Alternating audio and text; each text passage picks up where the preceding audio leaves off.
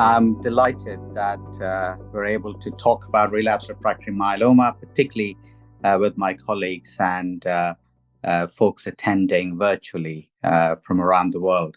There are four particular challenges I want to highlight in relapsed refractory myeloma. The one challenge that is quite obvious to everyone, probably on the call today, is that myeloma is a genetically driven disease. But I want to bring on an additional layer around the challenge with treating relapsed refractory myeloma. So in this cartoon, what you can see is myeloma, when it starts in ground zero, already has multiple clones, and hence the terminology multiple myeloma is quite befitting. But when myeloma moves from a diagnosis stage and when patients are exposed to therapies, then subclones do develop due to these selective pressures. So, as myeloma relapses following initial therapy, there are various types of relapses that are encountered. The most obvious one is the stable relapse, where the same set of myeloma subclones are progressing over time. But there are alternative models of relapse that we can also see.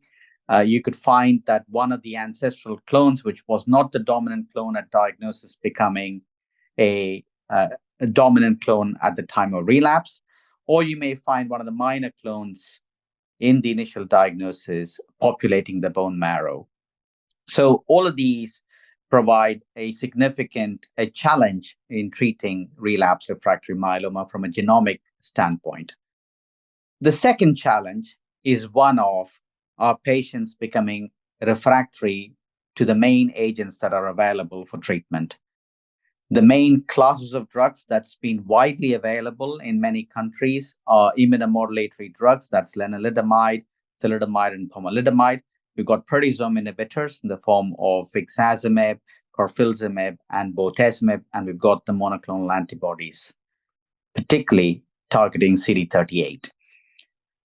What you see in this data set from the Italians is over 3 time periods, before 2019, after 2019, and after 2021, you can see increasing proportion of patients being refractory to 2 agents, and more often even 3 agents in the most recent periods. So you can see the proportion of patients who are triple refractory following 2 lines of therapy in 2021 and beyond being close to kind of 20-30%.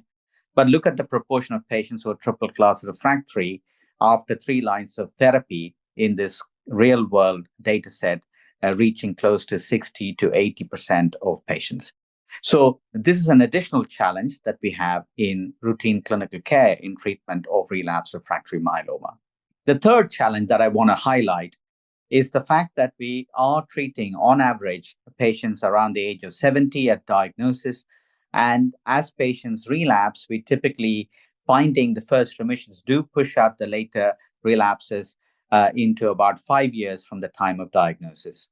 And as we treat patients, patients also pick up comorbidities because of therapy, but also they have additional comorbidities that evolve in this elderly group of patients. So within these histograms, what you can see is each of the histogram denotes a particular line of therapy. And as you can see, the different listed comorbidities, the increasing incidence of these comorbidities, particularly with lines of therapy. The most informative of all of these histograms is the one to the right-hand side, which shows that only about 20% of patients do not have any of the comorbidities described in this slide, such as peripheral neuropathy, anemia, neutropenia, thrombocytopenia, thrombotic events, cardiac dysfunction by the time you get to 5th line of therapy. So not alone, we've got a genomically challenging myeloma, which is refractory to multiple agents that we're trying to treat later on in therapy. We've also got these comorbidities to contend with, and therefore the choice of therapy also has to be tweaked to the patients in front of us. The final challenge is in the next slide, which is about quality of life. Often quality of life is presented in the context of clinical trials. This is data set from France looking at health-related quality of life in routine care patients. So This is described in the form of EORTC QLQC30, which is a validated questionnaire about global health status. And what is very obvious to all of our eyes is as patients move from first line therapy on to third, fourth line, or patients who end up in supportive care, you can see a distinct drop in quality of life over time. This in parts is because of the aggressive nature of myeloma. This is also in part due to the comorbidities that were presented in the previous slide. So we got the challenge of genomically high-risk myeloma, patients with increasing comorbidity, multiply relapsed patients with a poor quality of life that we are managing in a multiply relapsed setting. So we do need newer agents, and the newer agents are coming through, and more of this will come in the next presentation from Professor Perrot. We've now got over and above the monoclonal antibody PI and IMiD drugs, CAR T cells, peptide drug conjugates, exportin inhibitors, and BiTE against different therapeutic targets that will be discussed in subsequent presentations. So we're excited that we're able to salvage patients with these therapeutic agents, but how do we apply them in clinical practice would be much of today's discussion. How do we consider these therapies? We consider them in the context of the patient first, looking at their comorbidities, performance status, and their preference as well, particularly over kind of oral therapies versus parenteral therapies and so on. We then look at what they achieved with regards to response previously, what toxicities they had to contend with, and also time from prior therapy is a useful piece of information to take. We need to then look at the disease that we've got to deal with in that particular setting, the burden of the disease, their end organ function, and are we dealing with a potentially standard or high-risk disease in the context of relapse. And finally, the most important thing, particularly for patients, will be thinking around what support systems they have whilst they're being treated, and also their accessibility to the treatment centers. So all of these four parts form an important area for discussion when picking up treatments for patients. I want to warm you all up with a patient case study to get you all thinking about managing relapsed refractory myeloma. My job is to warm things up, and the big hitters are due to follow. So we have a 71-year-old patient with a performance status 1, hypertension, paroxysmal AF being the past medical history, presenting with the classical symptoms of bone pain and fatigue. The patient presented about 3 years ago with more classical IgG kappa myeloma with vertebral collapse, and myeloma FISH showed 1p deletion, which is starting to figure in the newer iteration of high-risk genetic features as we see in IMWG. The risk profiling was RISS1 standard risk. So the treatment approach for this particular patient was to give a quadruplet treatment at diagnosis, which was daratumumab, Velcade, thalidomide, and dexamethasone. And the patient achieved a very good partial response to this treatment, but did have grade 1 neuropathy, which is seen in up to 30 to 40% of patients exposed to Velcade and thalidomide in combination. Patient had a stem cell transplant following the induction treatment, followed by consolidation, and started lenalidomide maintenance therapy in March of 2022.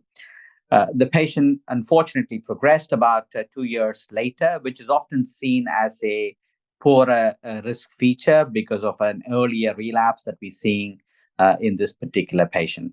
So the question really is, now we've got a first relapse patient progressing on lenalidomide. What further treatment are we going to give this particular patient? I'm going to open up a poll with a number of options for you to consider. So in this particular patient, who's now close to 3 years older from diagnosis, 74, it's got a comorbidity in the form of neuropathy. You got option A, daratumumab, bortezomib, dexamethasone. You've got either daratumumab or isatuximab with carfilzomib and dexamethasone as an option. Daratumumab, pomalidomide, dexamethasone. You've got selinexor, bortezomib, dexamethasone, or pomalidomide, bortezomib, dexamethasone, Or finally, if you do like doublets, then carfilzomib, dexamethasone. So you've got 6 different options for a patient 74 with neuropathy, previously had 1p deletion, now progressing on lenalidomide therapy in 2 years from start of treatment. Which of these options would you choose? So you've got the top 3 options, which has a monoclonal antibody in the form of daratumumab or isatuximab, with either bortezomib, carfilzomib, or pomalidomide. You've got a non-CD38 containing option in the form of Selinexor, bortezomib, and dexamethasone. You've got pomalidomide, bortezomib, dexamethasone, or carfilzomib and dexamethasone. So please do make your pick and submit your treatment option. Excellent. Well, this is split amongst daratumumab, bortezomib, dexamethasone,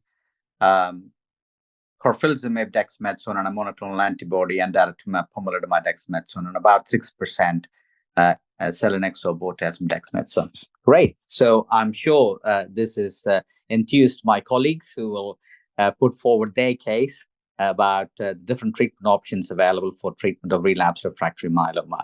So now I want to hand over to Professor Perrot to take us through the current treatments for early relapsed refractory myeloma. Thank you for this invitation, and I will talk about current treatments for early relapse myeloma, and I will try to link mechanism of action and efficacy. So you can see in this slide the drugs approved for the treatment of relapse refractory multiple myeloma, and in red you have the drug approved by EMA for the treatment of early relapse myeloma, so after 1 to 3 prior lines of therapies. So we can use, of course, the 3 main classes. So PI inhibitor, bortezomib, carfilzomib, ixazomib, IMiDs, lenalidomide, pomalidomide, and thalidomide. But thalidomide, it's for my experience, only in frontline. Monoclonal antibodies, of course, and we will see the different mechanism of action. But we will talk also about HDAC inhibitor and XPO1 inhibitor.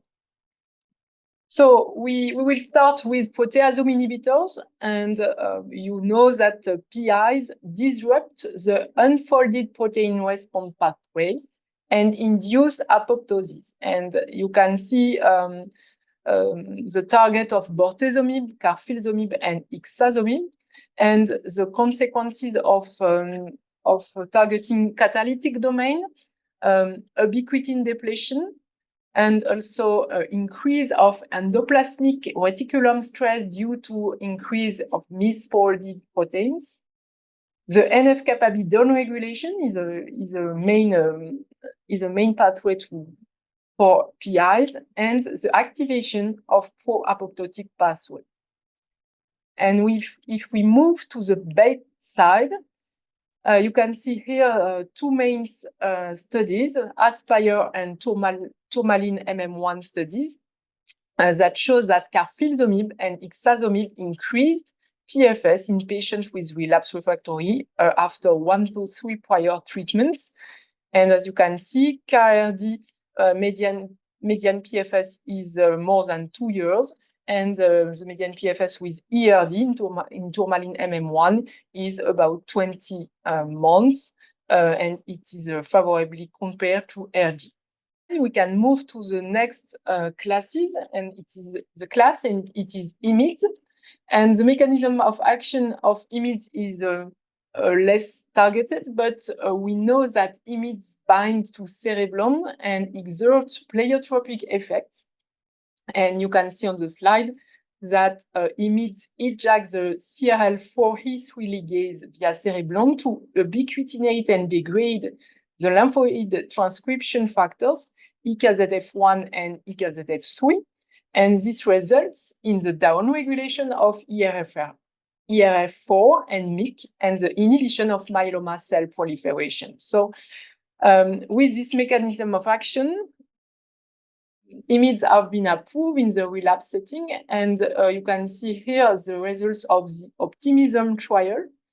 that compare pomalidomide VD versus VD in patients with relapsed refractory myeloma, all previously pretreated with lenalidomide and often lenalidomide refractory. You can see the benefit of the addition of POM to VD in the ITT population with a PFS more than 11 months in the experimental arm. And this benefit is also present in lenalidomide refractory patients. As you can see, the median PFS of VD in this population is only 5 months and moved to 9.5 months in a PVD arm. The third class is the monoclonal antibodies, and we all know the different monoclonal antibodies in myeloma. First, we can talk about the anti-CD38 monoclonal antibodies, and the mechanism of action can be direct with cross-linking and apoptosis, but also through ADCP and phagocytosis and ADCC and CDC. And there is also immunomodulation action, probably responsible for the long-term action against myeloma. The second class of monoclonal antibodies is anti-SLAMF7, and there is only one drug in this class, elotuzumab, and the mechanism of action is quite similar with a natural cytotoxicity, but also ADCC and ADCP. So it impedes the immune system, and we know that all monoclonal antibodies have been approved in the relapse setting. So first, daratumumab has been approved in early relapse with the Pollux trial that compare RD and daratumumab RD, and you can see the benefit of the addition of daratumumab to RD with a long-term outcome with a PFS at about 4 years.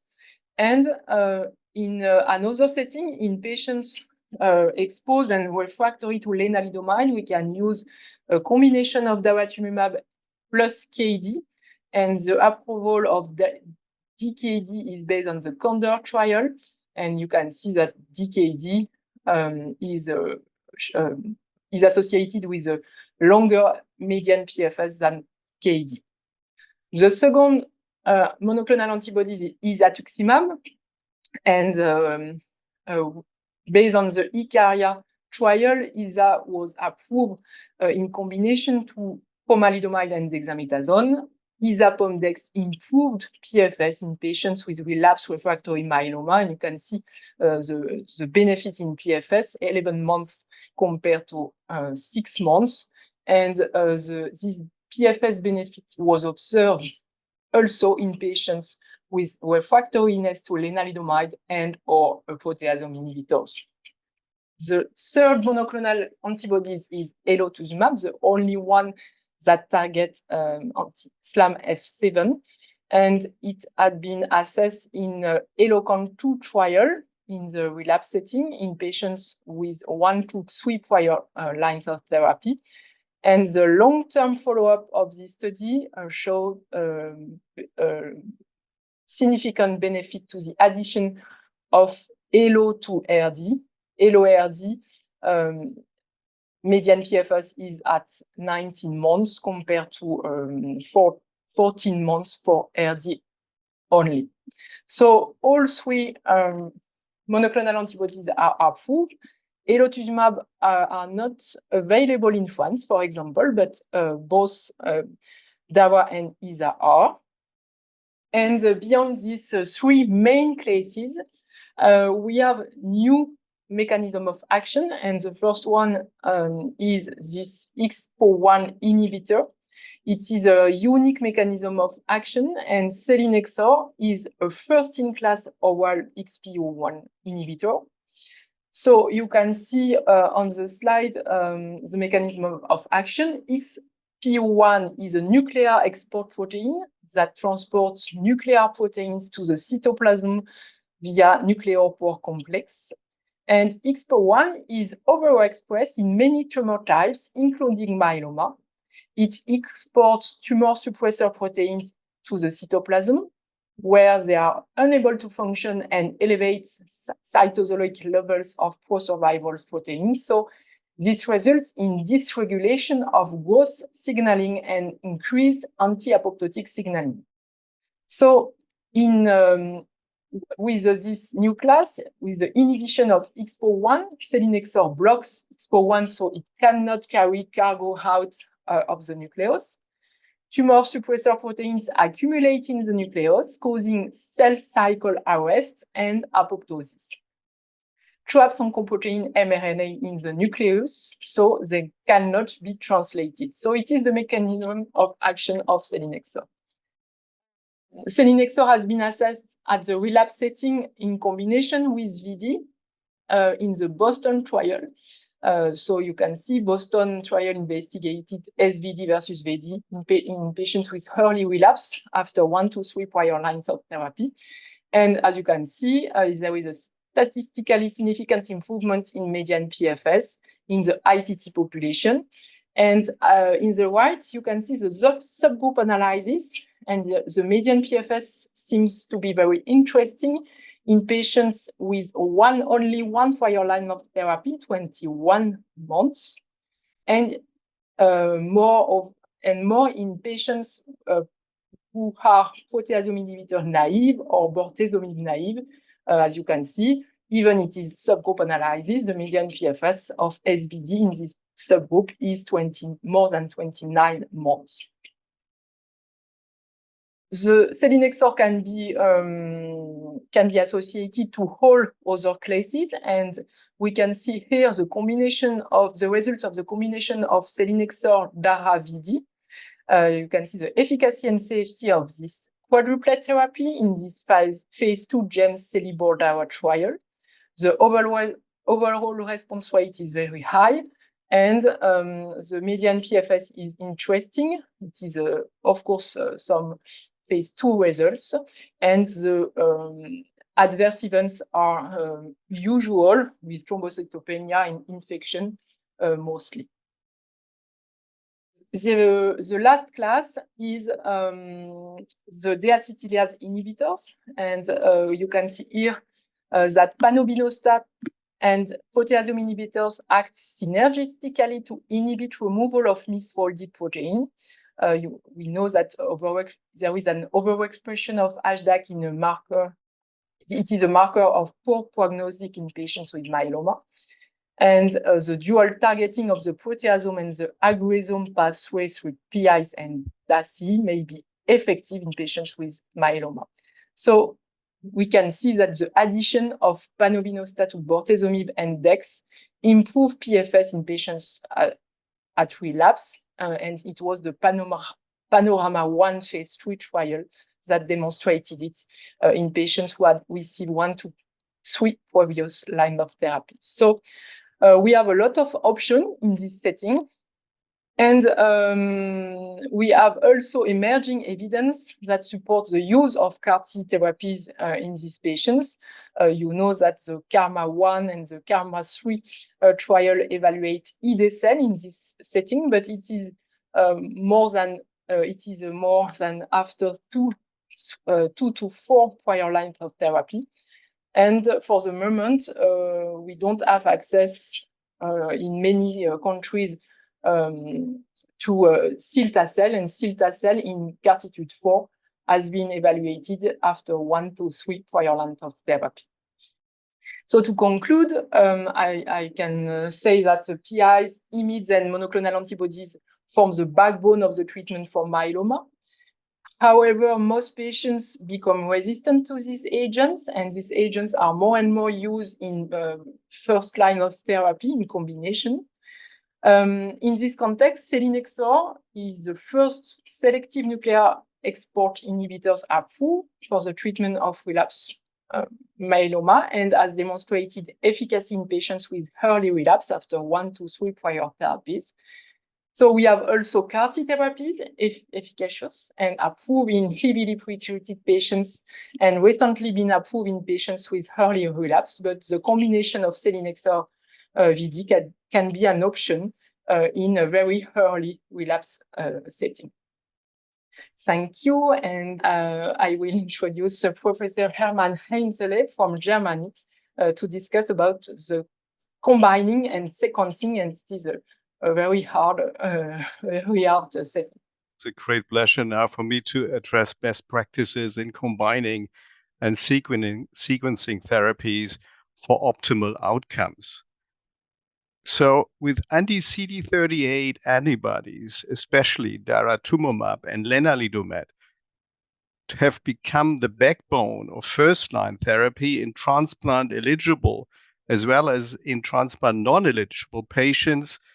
The treatment schedule has changed in first-line therapy. So according to the Perseus study that was nicely presented at the ASH meeting, we are in patients with newly diagnosed transplant-eligible multiple myeloma using a 4-drug regimen, DARA VRD, 4 cycles, then transplant, then 2 additional cycles of consolidation with DARA VRD, and then maintenance with len plus daratumumab.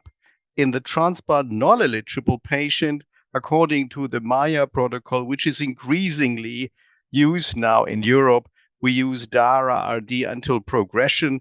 And we have seen with Perseus that the 4-year progression-free survival in transplant-eligible patient is now around 87%. And with DARA RD in a non-transplant-eligible patients, we achieve a progression-free survival of at least 5 years. So, because of the increasing use of lenalidomide and daratumumab, we see changes in patients now going into second-line therapy. First of all, we see a growing population of proteasome inhibitor naive patients, especially among the non-transplant eligible patients. In patients that are transplant eligible, in the induction and consolidation phase, patients receive about 6 cycles of proteasome inhibitors, especially bortezomib, but often they are still proteasome inhibitor sensitive. Now, there is an increasing need for more effective options in patients with myeloma refractory to lenalidomide, because nearly all patients now coming from Perseus or MAIA are lenalidomide refractory at the time of second-line therapy. And with Perseus and MAIA, with DARA lenalidomide given until progression, we will also see patients that have a multiple myeloma refractory to anti-CD38 antibodies plus lenalidomide.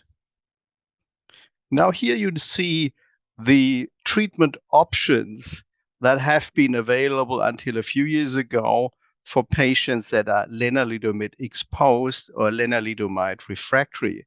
And I want to specifically outline the patients that are lenalidomide refractory. You see, with most of the regimens that have been available, the median progression-free survival is below 10 months. There's one exception, that's the Candor trial, in which DARA-KD provides a progression-free survival of 28 months, but this is a small patient cohort among the patients that were treated in this trial. Now, what can we offer patients that are exposed to anti-CD38 antibodies and are triple class exposed? And you see 3 trials, 2 of them retrospective, the liquid locomotion prospective, in which really patients that are triple class exposed were treated with standard of care therapy. And you can see that the overall response rate in these patients is around 30%, and the median progression-free survival around 3 to 5.6 months. So a rather a poor outcome, so really an unmet medical need. So what does the ESMO guideline tell us about the treatment in second-line therapy for multiple myeloma. You can see that they really distinguish between lenalidomide sensitive, lenalidomide refractory, bortezomib sensitive, and lenalidomide bortezomib refractory patients. Now, with most of the patients now having received DARA-RD in first line, we see patients that are mainly lenalidomide refractory, and here the treatment regimens are really limited to POM-VD, KD, Selinexor VD, and not approved, but in some countries available for patients that have a translocation 11-14, the combination of venetoclax with VD. So you see that the treatment options, in spite of the wide variety of agents that have been discussed in these patients that DARA-RD exposed or refractory, is rather limited. So what can we offer patients that are pre-treated with DARA, lenalidomide, and are still lenalidomide sensitive?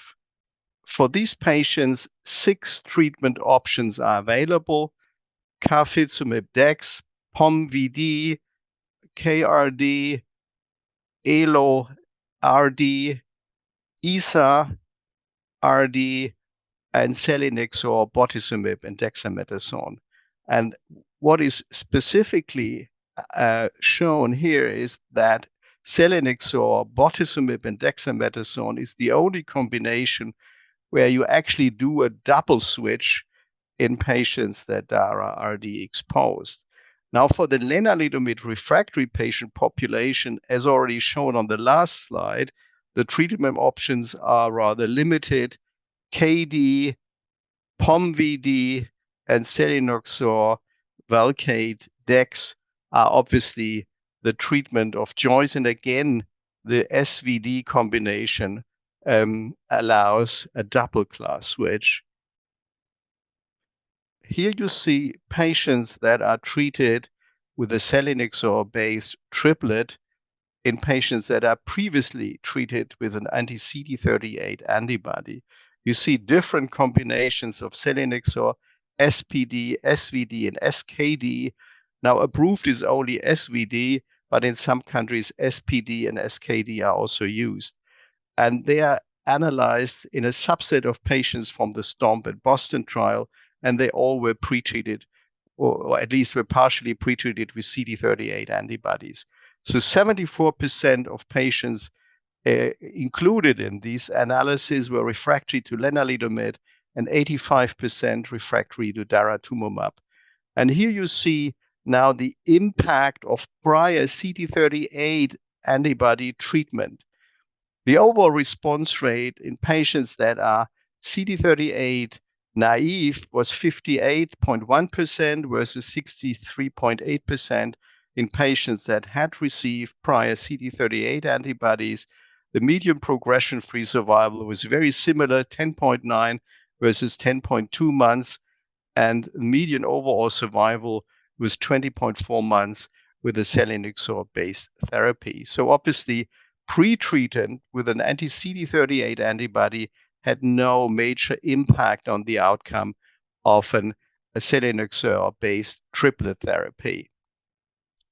What you can also see, another option is KBD for lenalidomide refractory patients. And this treatment is only available in few countries. It's not approved in Europe. You see 100% of the patients that were treated with KBD were lenalidomide refractory, 75% were lenalidomide and daratumumab refractory. Again, you see a very nice overall response rate and a median progression-free survival of 11.1 months. So what are the current treatment options for triple-class refractory patients? We have, as already shown in the last presentations, we have drugs that are non-T-cell based, like Selinexor or melflufen, And we have T-cell based or T-cell directed therapies like CAR T cells, ID cells, cilta-cel, and bispecific antibodies like teclistamab, talquetamab, and elranatamab.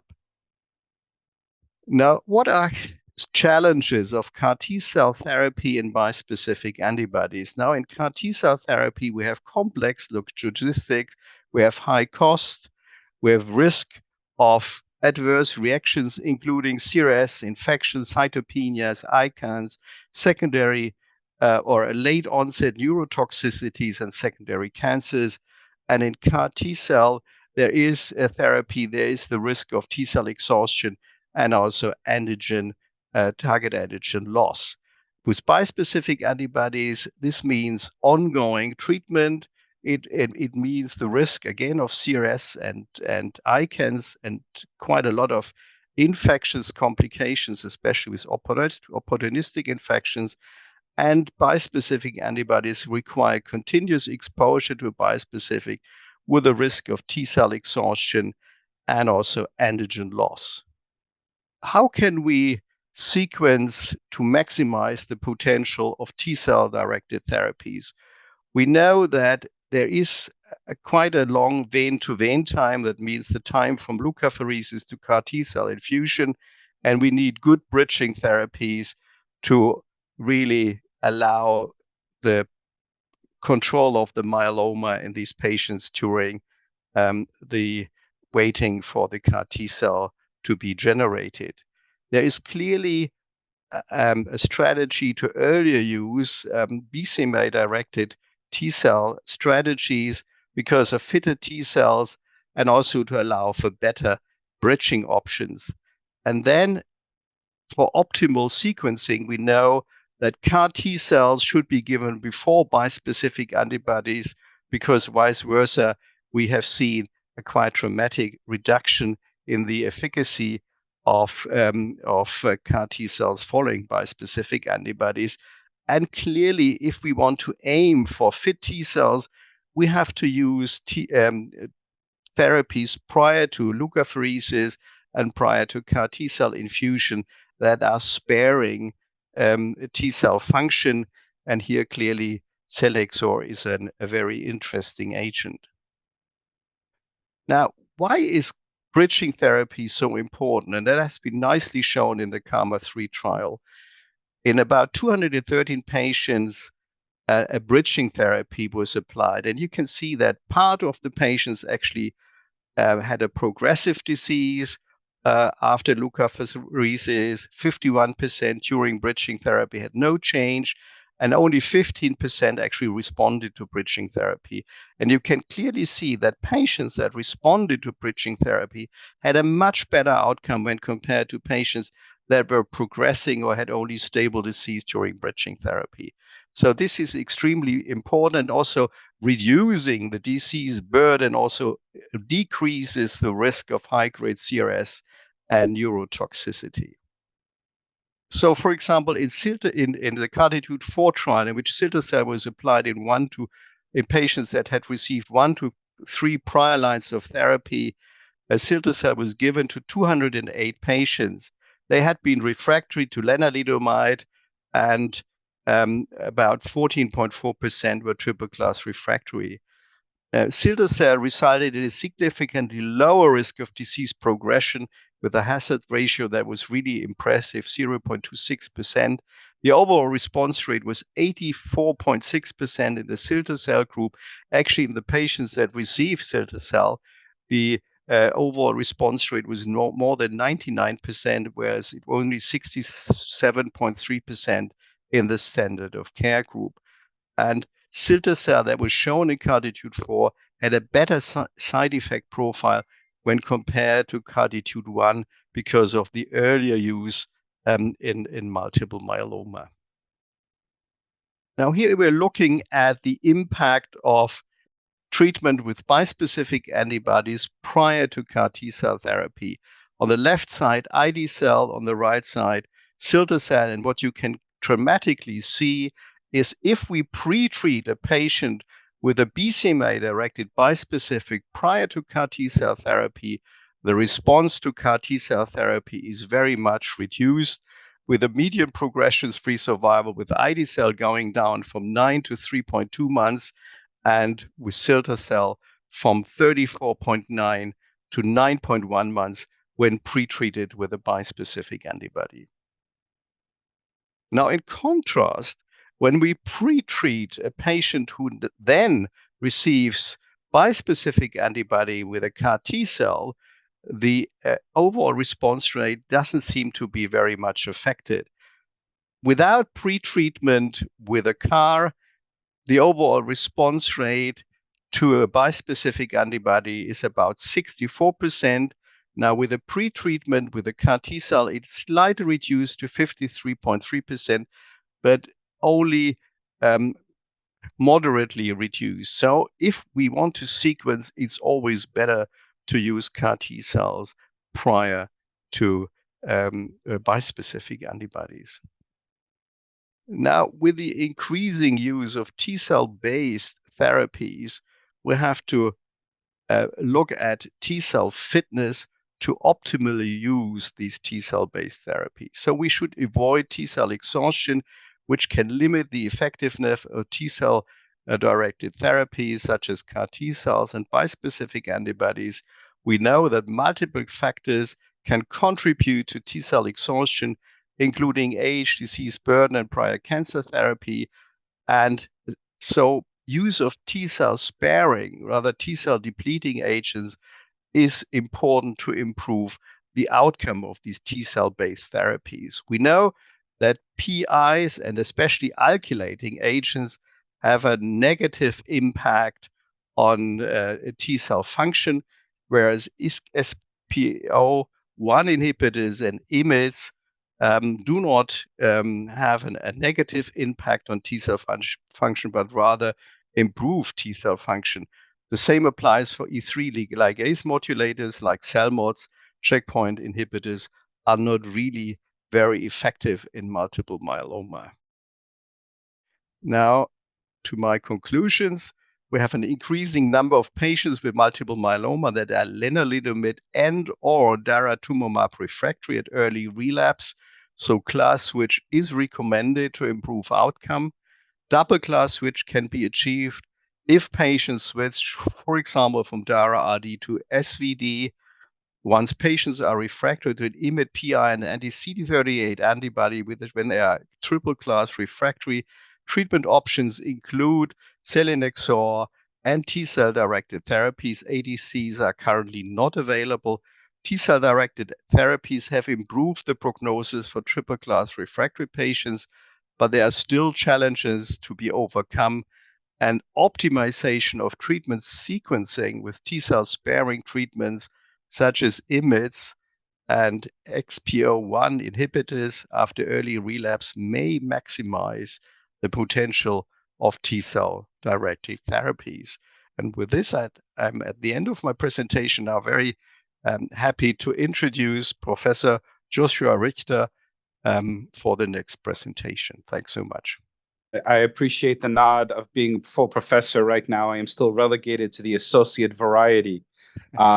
I will go through some of the nitty-gritty of the toxicities that we must deal with, because myeloma has become a bevy of riches of how to treat myeloma. And that's great that we've seen improvements in efficacy, but how do we balance that with management of toxicities? So I think proteasome inhibitors have become a mainstay of therapy, both in the upfront and the relapsed and refractory setting. And we can see a variety of hematologic and non-hematologic adverse events that we see with proteasome inhibition. From a hematologic standpoint, one of the biggest issues is going to be thrombocytopenia. PIs stun the megakaryocytes, so they tend to hold on to the platelets and then they release them, and you can see a seesaw pattern. But overall, we need to monitor for that.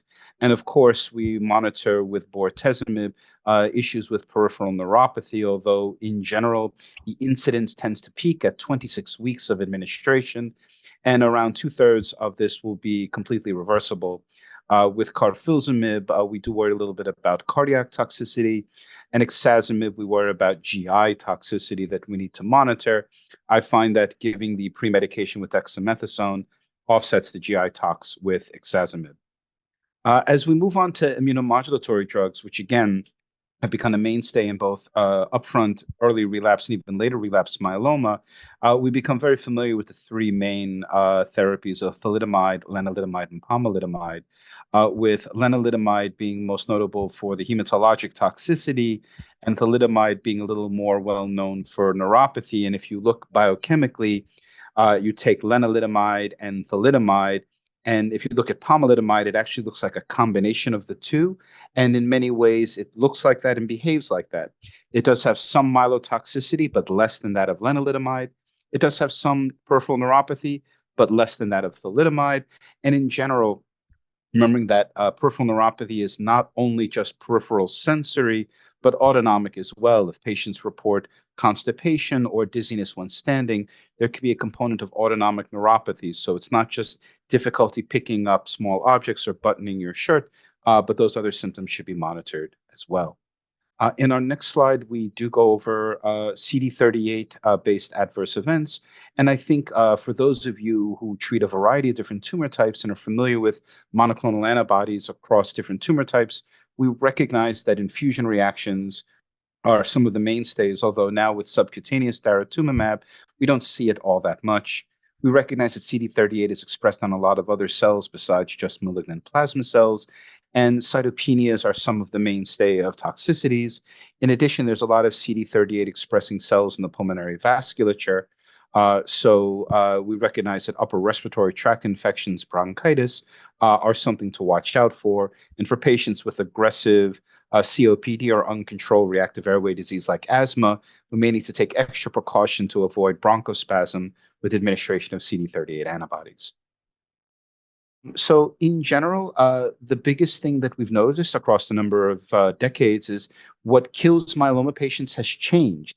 If you look back to the 1970s and prior, apart from the myeloma itself, skeletal-related events, hip fractures would be some of the mainstay of causes of death. But now in myeloma, we've been able to control that both with better disease control, bisphosphonates and rank ligand inhibitors. And the two additional causes of death of myeloma patients besides disease are infection and cardiac events. We need to prophylax for infectious events as well as we can.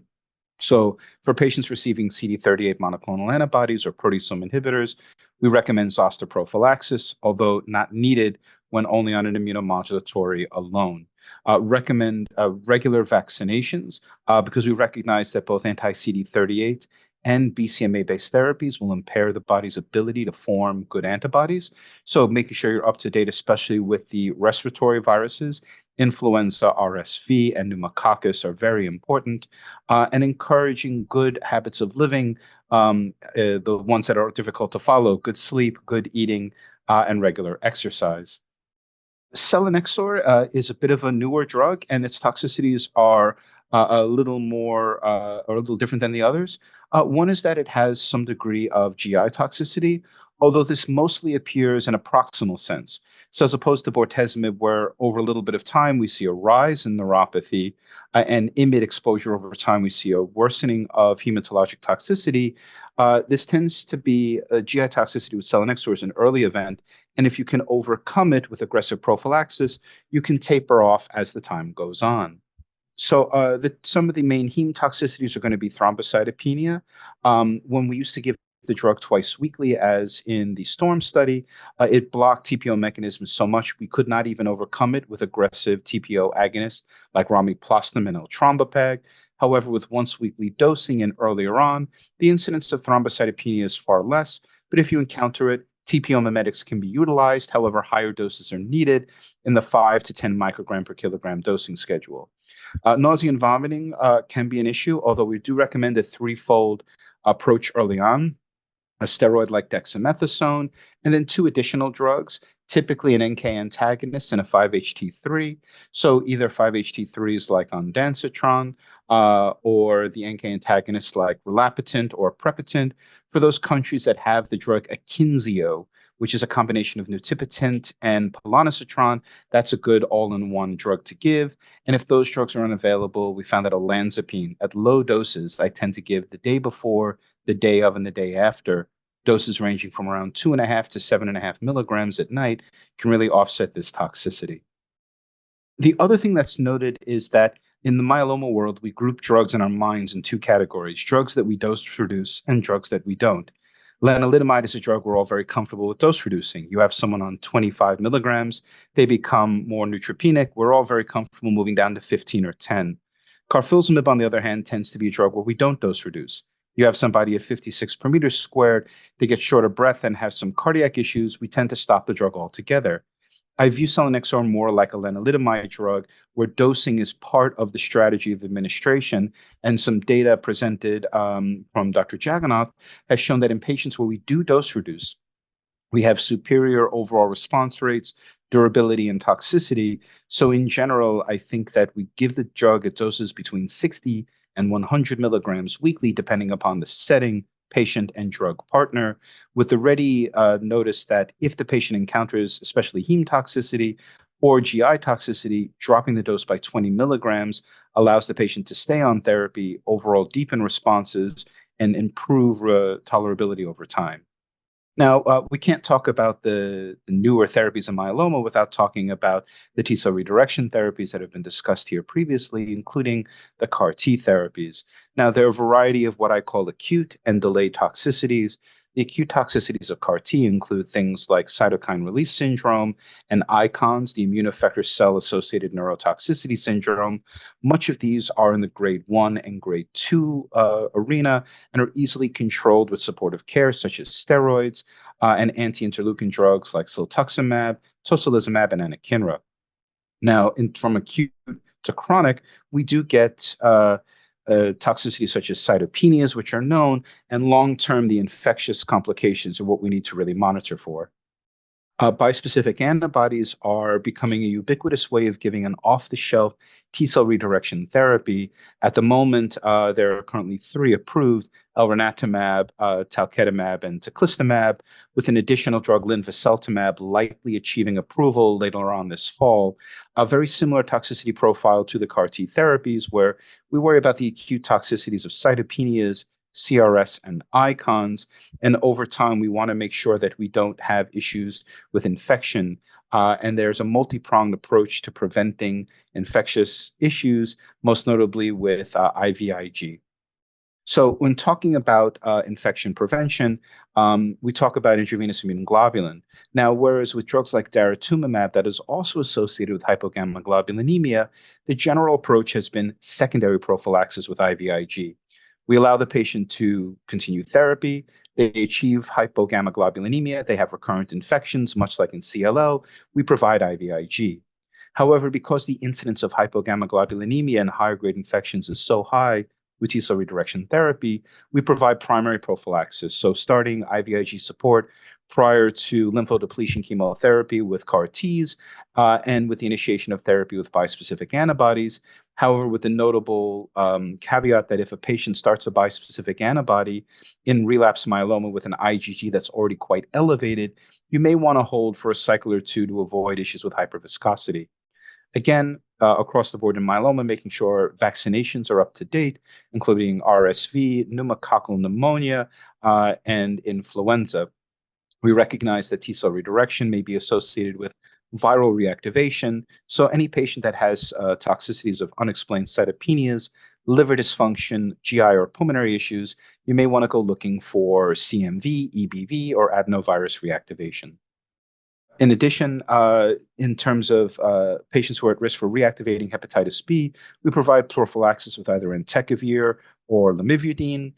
Routine fluconazole is not necessarily needed. However, for patients who have prolonged cytopenias or prolonged corticosteroid utilization for toxicity management may warrant antifungal prophylaxis. We do recognize that PJP pneumonia has been elevated in these patients, so we do provide prophylaxis either with trimethoprim sulfamethoxazole or inhaled pentamidine or Mepron. Cardiac monitoring, again, is absolutely crucial when providing a variety of these therapies, not just carfilzomib, because we recognize that infectious and cardiac issues are 2 of the leading causes of death in myeloma patients. So really making sure before you undergo any procedure, including autologous stem cell transplant and CAR-T therapy, that patients are monitored and making sure that we don't have any untoward cardiac toxicity. It's very important, in addition, to monitor for thrombosis. And whereas we've all been used to giving low-dose aspirin for patients on IMiDs, we recognize that there are additional risk factors, and there's been some recent data supporting the use of the novel anticoagulants, the DOACs or NOACs, depending upon where you are in the world, drugs like rivaroxaban, which may be needed for patients at higher risk of having a thrombotic event.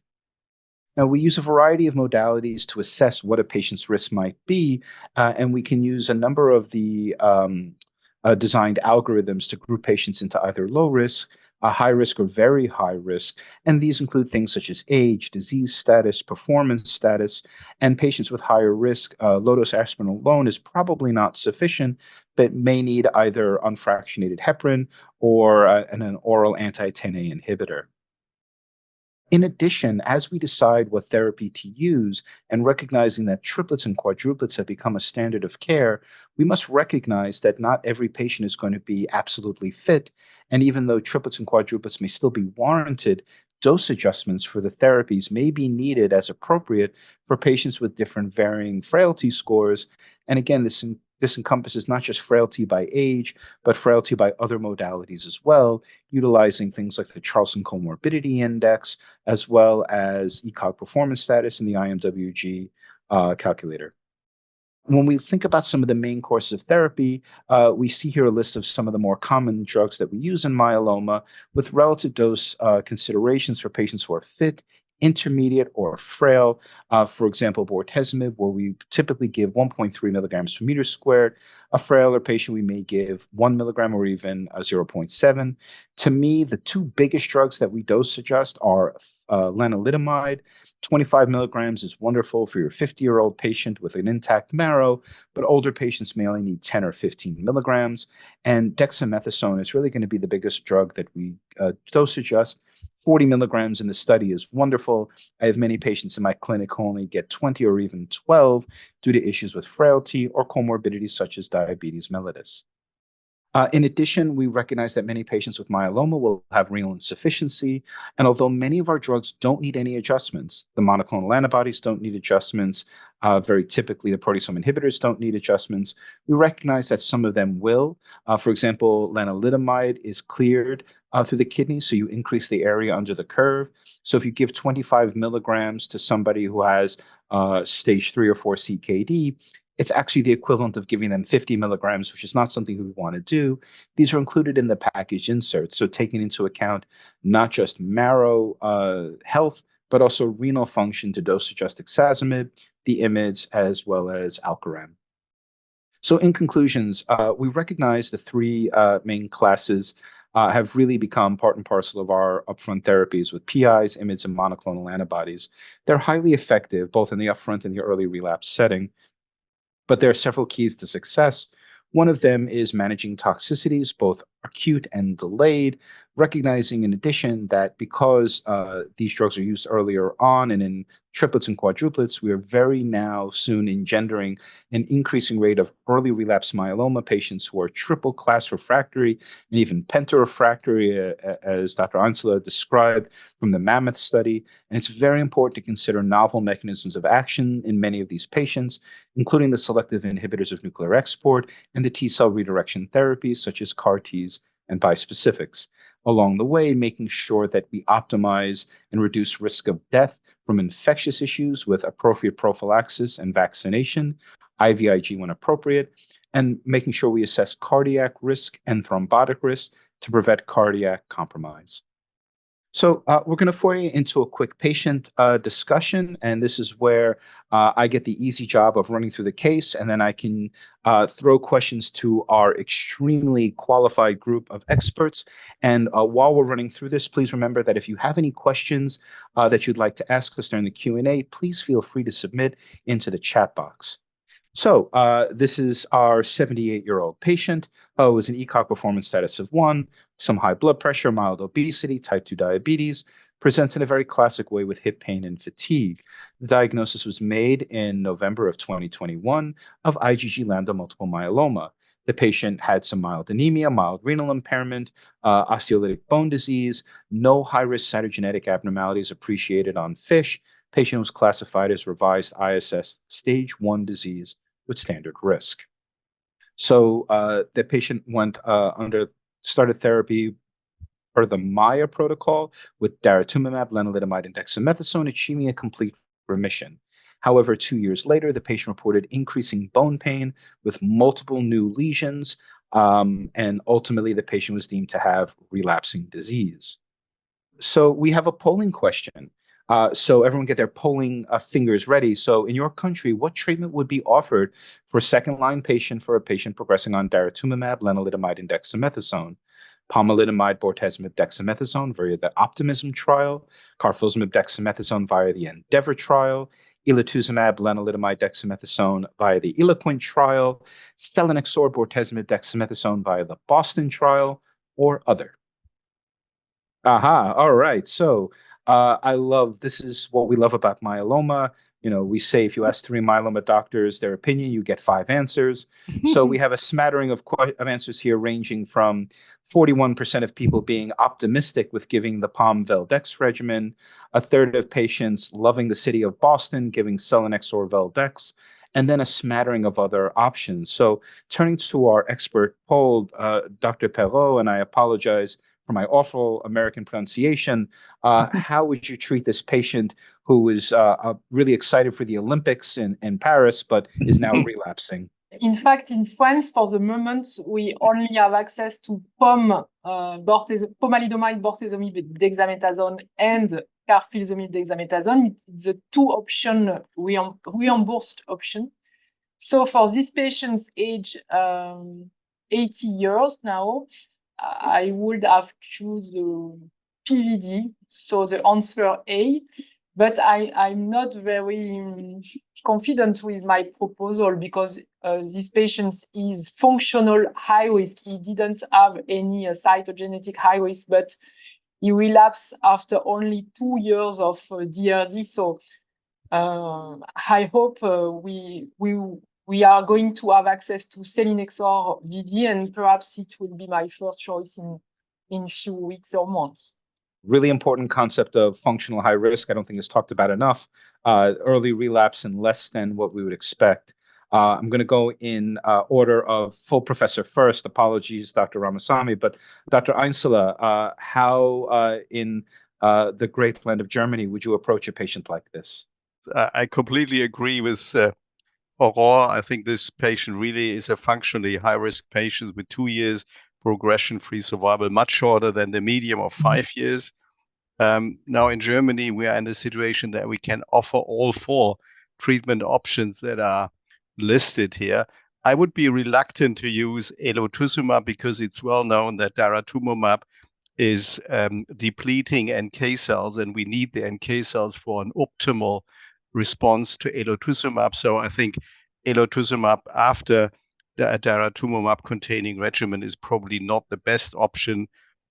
I would probably either go for PVD, but I think the double class switch, Selinexor, bortezomib, dexamethasone, and that is possible in Germany, would be a very interesting option for this patient. Wonderful. And Dr. Ramasamy, across the pond, how would you approach the patient? Thanks, Josh. Obviously, one way nice limits are heterogeneous practices just give us a limited number of options that we can choose from. So we've got carfilzomib dexamethasone or Selinexor bortezomib dexamethasone approved for patients in first relapse in this setting. Clearly, a patient who has progressed in a couple of years on dara-len-dex and hitting close to being an octogenarian, I think we would probably be choosing Selinexor, bortezomib, dexamethasone for this patient. I think these are all great options. I agree with what has been said. So this patient went on to receive Selinexor, bortezomib, and dexamethasone.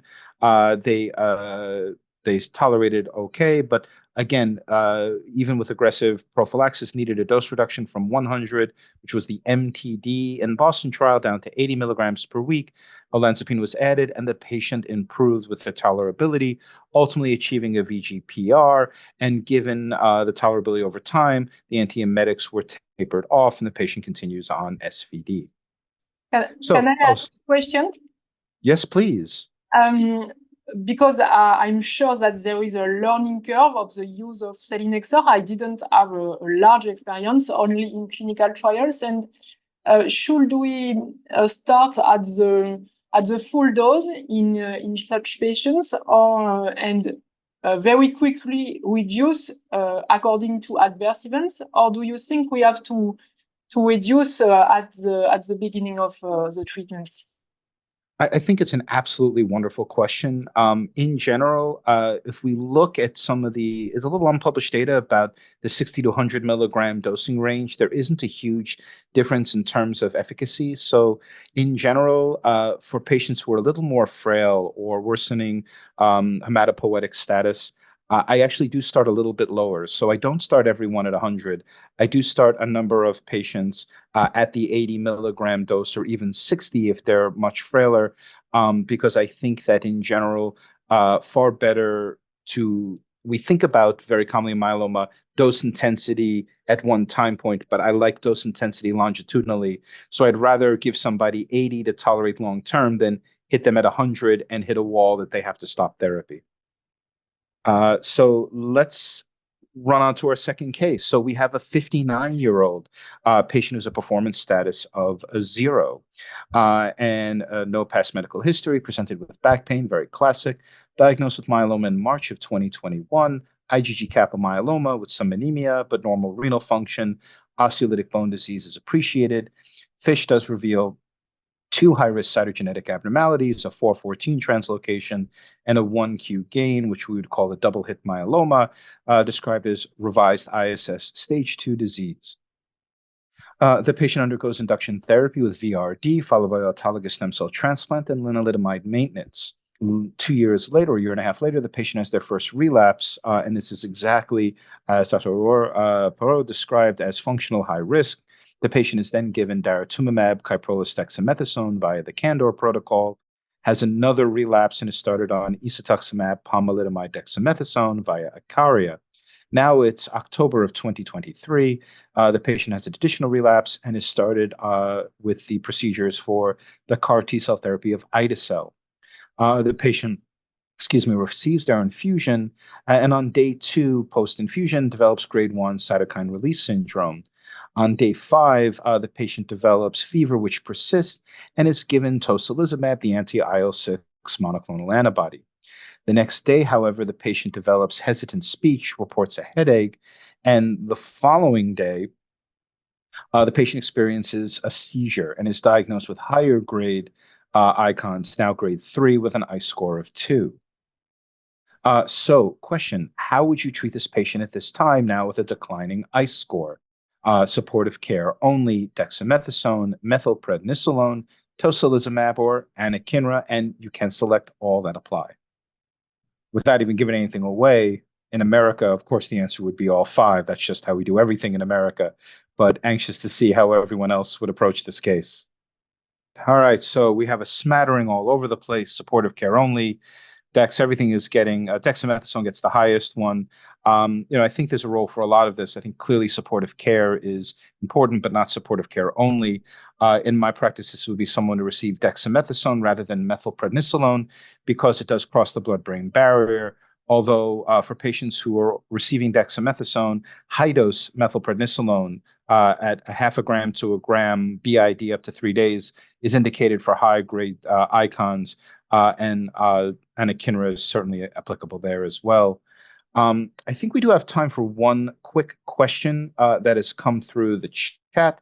The question is, are we doing early quadruplets for everyone, or do we spare some of these drugs for later on? Should we maybe only be treating the high-risk patients with quadruplets? And I'd open it up to any of the experts on the line of thoughts of everything up front versus saving some of these therapies for later on.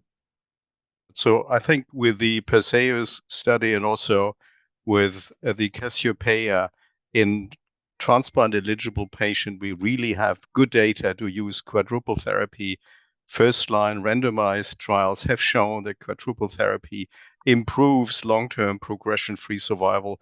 So in young transplant-eligible patient, I would really opt for a quadruple therapy.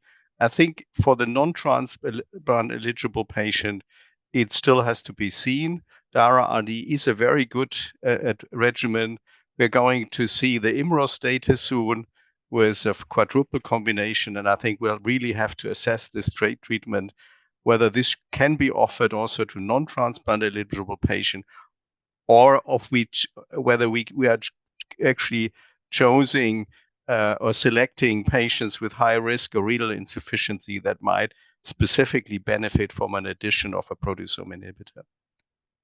We have time for one last question, and Dr. Perrot, since Dr. Einsele mentioned the IMROS data, which I believe is being presented by Thierry Facon, we have to have a French answer for this next question. With IMROS giving quadruplets ESA-VRd, giving median progression-free survival that is looking around 90 months, a question comes through: is there still a role for transplant in myeloma, and who still needs autologous transplant?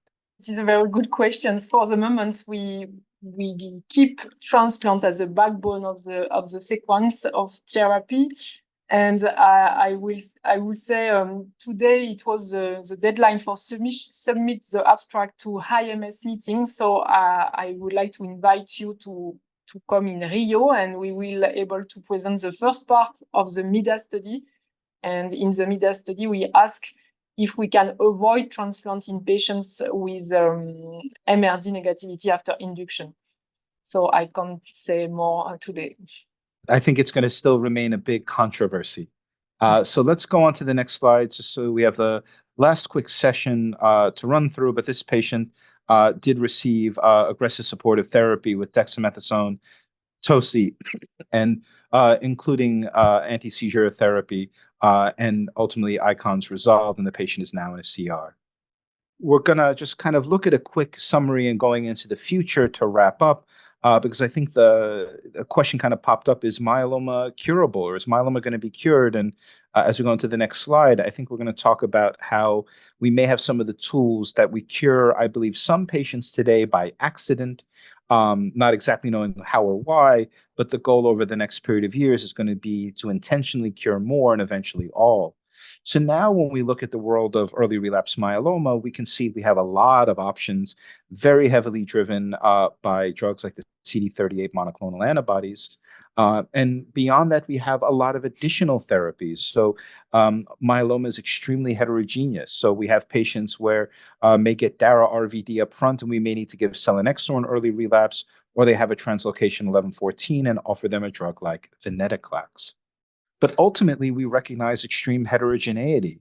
And this is some old data, but we recognize that myeloma therapy is much like a game of chess or a game of Go, that the possibilities become quite diverse and not quite infinite in the world of myeloma, but getting there with the options that we have for different combinations. So the question is, how do we plot out an optimal course for each patient? Ultimately, we recognize that in terms of the question of should we give everything up front or save it for later on, I couldn't agree more with Dr. Einsele that the data for giving quads up front is very impressive. And the rationale for not saving drugs to the end is patients don't always get there.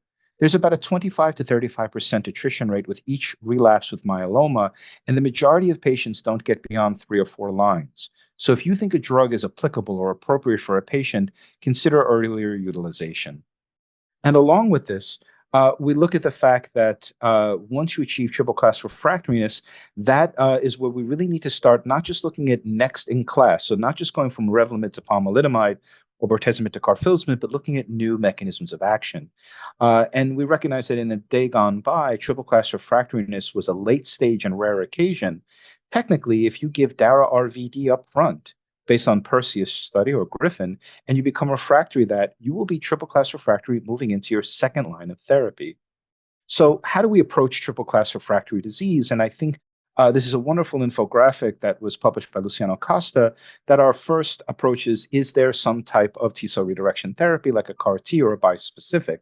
If those are not appropriate or not available, we oftentimes consider Selinexor-based therapy, because this will be an entirely new mechanism of action that the patient has not seen, with a variety of options to combine that we've learned from the STOMP study, where we can essentially combine Selinexor with all of our classic myeloma therapies.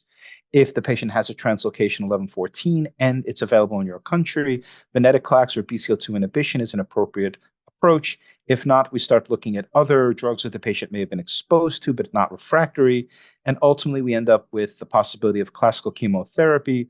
Although, again, as Hermann pointed out, we want to make sure we preserve T cell function and health if we're ultimately going to give a T cell redirector. So really, where are we going to be across the next 5 years? And I think ultimately what we're headed towards is more intentional utilization of a lot of these therapies. And who benefits from a quad? Maybe not everyone. Who may need more drugs?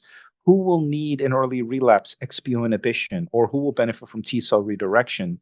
Recognizing that T cell redirectors are going to be part and parcel of many of our approaches, especially in the relapse. So preserving T cell health and perhaps giving drugs like CELMoDs, XPO1 inhibitors, and avoiding alkylator therapy or even proteasome inhibition may be more optimal to provide better chances of response and durability with T cell redirection therapy.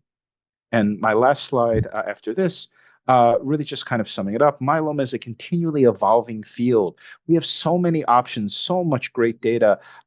Within the next few days in Chicago and then subsequently in Madrid, we're going to hear about regimens like IMRAS with the older transplant ineligible patients having 90-month PFS. This is an amazing new world, but we need to recognize that despite these great remissions, people do relapse. And in managing relapse disease, we need to go beyond the classic IMiD-PI monoclonal antibody with some of our novel agents like BCMA-targeted drugs, GPRC5D, and XPO1 inhibition. Thank you all for tuning in.